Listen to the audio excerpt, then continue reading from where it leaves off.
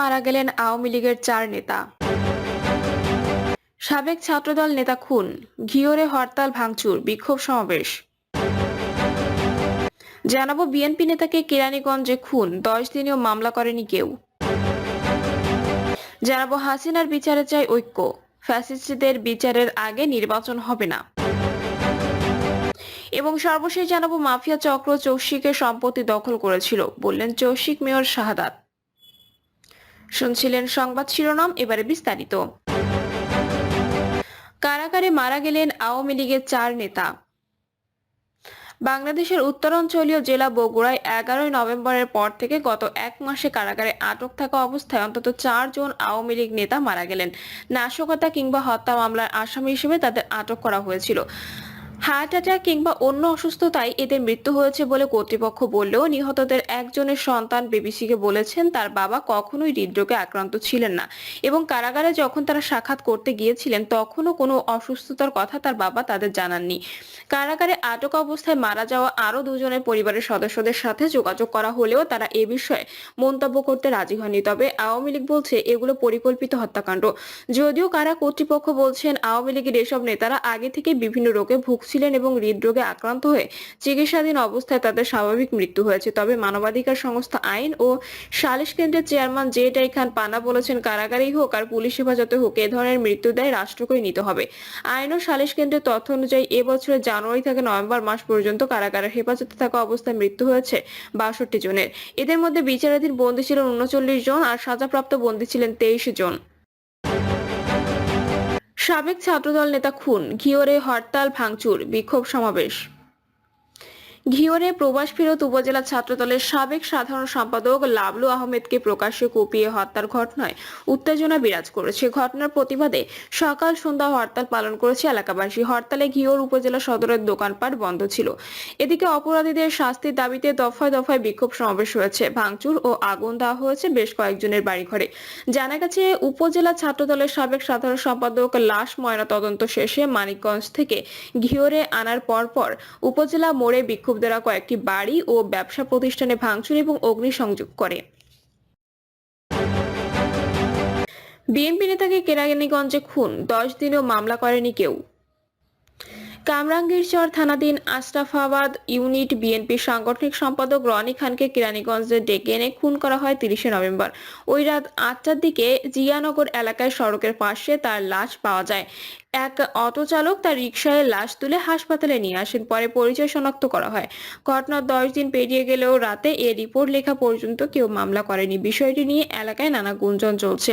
কেউ বলছেন খুনিদের ভয়ে পরিবার মামলা করছে না, কেউ আবার বলছেন খুনিদের পক্ষ থেকে পরিবারকে মোটা অঙ্কের টাকা প্রলোভন দেখানো হচ্ছে মামলা না করতে। এ বিষয়ে জানতে চাইলে কেরানীগঞ্জ সার্কেল অতিরিক্ত পুলিশ সুপার জাহাঙ্গীর আলম বলেন, নিহতের স্ত্রী, ভাই বোন সহ অসংখ্য আত্মীয় স্বজন বিদ্যমান রয়েছেন, তারপরও কেউ এসে থানায় মামলা দিতে যাচ্ছেন না।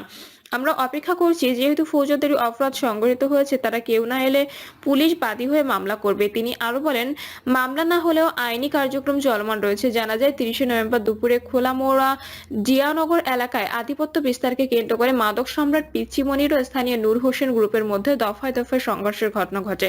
এতে বেশ কয়েকজন আহত হয়। আহতদের উপজেলা স্বাস্থ্য কমপ্লেক্সে নিয়ে গেলে পিচ্চি মনিরের ভাই গুলজার ও সহযোগী দিদারের নেতৃত্বে হাসপাতাল কম্পাউন্ডারে ককটেল বিস্ফোরণ ঘটানো হয়। এ সময় রোগীদের মধ্যে আতঙ্ক দেখা দেয়। এই ঘটনার পর রাত 8টার দিকে রনিকে উপর্যুপরি কুপিয়ে হত্যা করা হয়।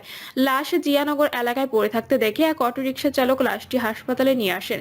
পরে জানা যায় লাশটি কামরাঙ্গীরচরের বিএনপি নেতা রনির। স্থানীয়রা জানান, কেরানীগঞ্জের জিয়ানগর খোলামোড়া এলাকাটি মাদকের হটস্পট। মাদকের নিয়ন্ত্রণ নিয়ে প্রায়ই এখানে সংঘর্ষ, খুনের মতো ঘটনা ঘটছে, যার সিংহভাগই হচ্ছে পিচ্চি মনিরের ছত্রছায়ায়। তার বিরুদ্ধে 5টি হত্যা সহ 30টির মতো মামলা রয়েছে। হাসিনার বিচারে চাই ঐক্য, ফ্যাসিস্টদের বিচারের আগে নির্বাচন হবে না। আওয়ামী লীগের মেয়াদে গুম, খুন, পিলখানা হত্যাকাণ্ড, শাপলা চত্বর সহ জুলাই আগস্টের গণহত্যায় মানবাধিকারের চরম লঙ্ঘন হয়েছে। এসব গুম ও গণহত্যায় শেখ হাসিনার বিচারের বিষয়ে জাতিকে ঐক্যবদ্ধ থাকতে হবে। বিচারের জন্য ঐক্যের বিকল্প নেই। শেখ হাসিনা বিচারের আগে কোনোভাবে নির্বাচনে যাওয়া যাবে না। এ সময় কেউ শেখ হাসিনাকে পুনর্বাসন করার চেষ্টা করলে জাতি তাদেরও বেঈমান হিসেবে স্বীকৃতি দেবে। আন্তর্জাতিক মানবাধিকার দিবস উপলক্ষে ঢাকার সোহরাওয়ার্দী উদ্যানে এক গণজামায়াত থেকে এমন দাবি জানানো হয়। গুমের শিকার স্বজনদের নিয়ে কাজ করা সংগঠন মায়ের ডাক জুলাই গণহত্যা, জোরপূর্বক গুম, ক্রসফায়ার, পুলিশি নির্যাতনে মৃত্যু, পিলখানা হত্যাকাণ্ড, মোদি বিরোধী আন্দোলন, ডিজিটাল সিকিউরিটি অ্যাক্ট সহ আওয়ামী ফ্যাসিবাদী জুলুমের শিকার ভুক্তভোগীদের নিয়ে এ আয়োজন করে। আওয়ামী লীগের 16 বছরের শাসনামলে গুমের শিকার পরিবারের সদস্যদের বুকফাটা কান্না আর আর্তনাদে এদিন ভারী হয়ে ওঠে সোহরাওয়ার্দী উদ্যান। মঞ্চে গুমের শিকার পরিবারের শিশু সন্তান দিদি কান্নাজড়িত কণ্ঠে বলেন, 2013 সালের 2রা ডিসেম্বর আমার বাবা গুমের শিকার হন। আমাদের কি দোষ ছিল যে বাবাকে দেখতে পাইনি? অভ্যুত্থানে নিহত শিশু আনাসের বাবা তার ছেলের লেখা চিঠি পড়ে শোনান। নিখোঁজের স্বজনদের পাশাপাশি মঞ্চে এসে স্মৃতিচারণ করেন 24-এর গণ অভ্যুত্থান নিহতদের স্বজন ও আহত যোদ্ধারা। অনুষ্ঠান শুরুর পর মুহূর্তে সোহরাওয়ার্দী উদ্যানে নীরবতা নেমে আসে। স্বজন হারানোর ব্যথায় অনেককেই কাঁদতে দেখা যায়। এক মা তার সন্তান না হয় সন্তানের হাড়গোড় দেওয়ার দাবি জানান। আপনজন হারানোর মানুষগুলোর কেউ কেউ মাইকে এসে ঠিকমতো কথা বলতে পারেনি, তাদের ভাষাগুলো কান্না হয়ে ঝরেছে। সেই ব্যথা ছড়িয়ে পড়েছে উদ্যান জুড়ে।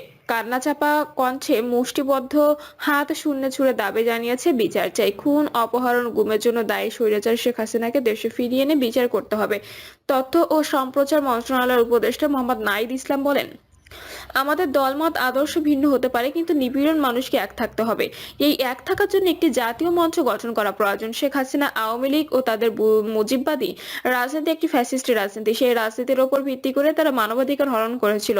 পুরো বিশ্বকে এটি বলতে হবে তারা মানবতা বিরোধী দল এবং তাদের সর্বোচ্চ শাস্তি হতে হবে। তিনি বলেন, শুধু জুলাই আন্দোলনে নয়, ক্ষমতায় শুরু থেকেই তারা গণহত্যা, মানবাধিকার হরণের সঙ্গে জড়িত ছিল। শেখ হাসিনার হাতে রক্তের দাগ সবসময় ছিল, যা আগে ছিল তার বাবার হাতে। আমরা পিলখানা ও শাপলা চত্বরে নির্মম হত্যাকাণ্ড দেখেছি, সর্বশেষ জুলাই আন্দোলনে হত্যাকাণ্ড দেখেছি। শেখ মুজিব যখন ক্ষমতায় ছিলেন সেই একইভাবে বাকশাল কায়েম করে গণতন্ত্রকে হরণ করে হত্যা করেছি। তারা দুবার ক্ষমতার সুযোগ পেয়েই গণহত্যা চালিয়েছে, ফলে তাদের রাজনীতি করার বিষয় নিয়ে প্রশ্ন তোলার সুযোগ নেই। আওয়ামী লীগের বিদায় হয়ে গেছে, এখন যারা আওয়ামী লীগকে পুনর্বাসন করতে চান, গণতন্ত্র তাদেরও বাংলাদেশের শত্রু হিসেবে চিহ্নিত করবে। আমাদের নিপীড়িতদের এখন একটাই ঐক্যের জায়গা, সেটি বিচার। ফ্যাসিস্টরা গণহত্যা করেছে, তার বিচারের জন্য আমরা কাজ করব।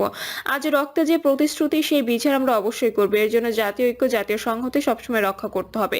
সব নিপীড়ন, হত্যা, গুম, খুনের বিচার এই সরকারের সময় করব। মামলা বাণিজ্য বন্ধে সিনিয়র নেতাদের কঠোর হওয়ার আহ্বান জানান তিনি। ভারতকে উদ্দেশ্য করে নাহিদ বলেন, বাংলাদেশ আওয়ামী লীগ বা শেখ হাসিনার দেশ নয়। বাংলাদেশ তার আত্মমর্যাদা নিয়ে দাঁড়িয়েছে, রক্তের উপর দিয়েই দাঁড়িয়েছে। ফলে এখন থেকে সমতার ভিত্তিতেই বাংলাদেশের সঙ্গে কথা বলতে হবে এবং সম্পর্ক স্থাপন করতে হবে।